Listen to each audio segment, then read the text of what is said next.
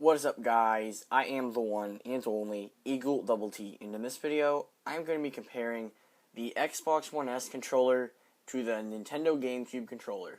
So without further ado, let's begin. Now the first thing that I'm going to be talking about is build quality, because you want a controller that lasts a long time and that won't really wear out and break. Now the GameCube controller, it feels very well made. The plastic they use is very heavy duty. It doesn't bend or creak or do anything. Everything feels very well made, and this is overall a very well made controller. Now, the Xbox One S controller is the opposite of a well built controller, and this is where the controllers really differ. This controller is built awful. Okay, people? Like, these triggers on this controller just the other day stopped working for no reason. I had another Xbox One S controller before this. Joystick broke. I have another Xbox One S controller. The headphone jack broke. And I didn't expose it to any liquids or anything that could damage it. It just broke all by itself.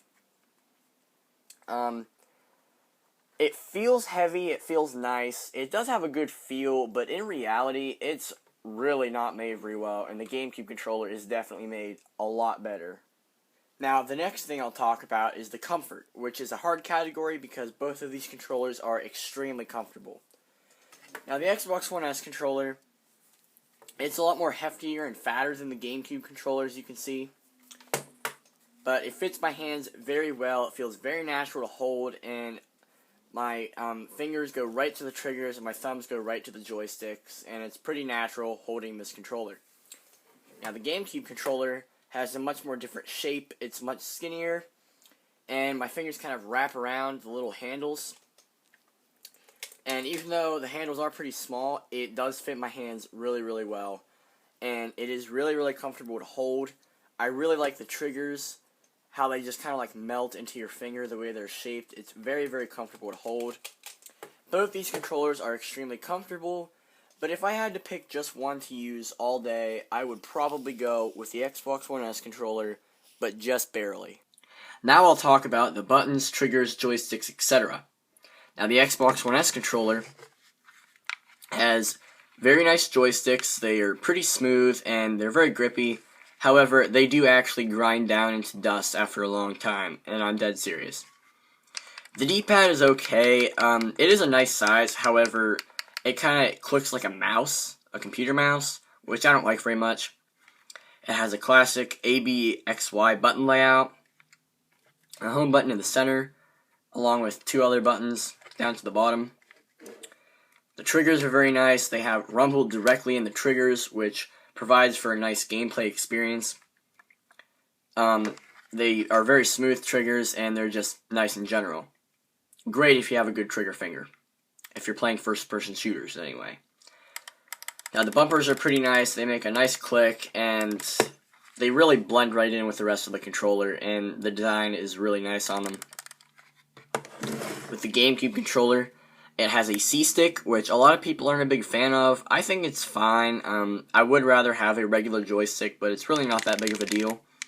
The joystick, the primary joystick, is pretty grippy, and I do like it a lot.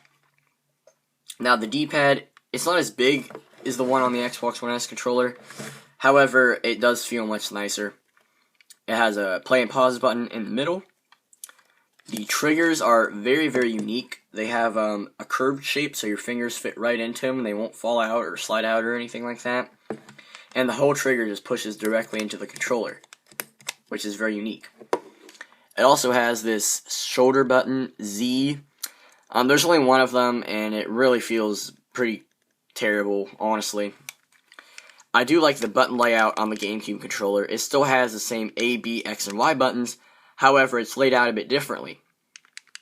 A is the primary button, along with B to the sides, and then X and Y to the other side in a bean source shape.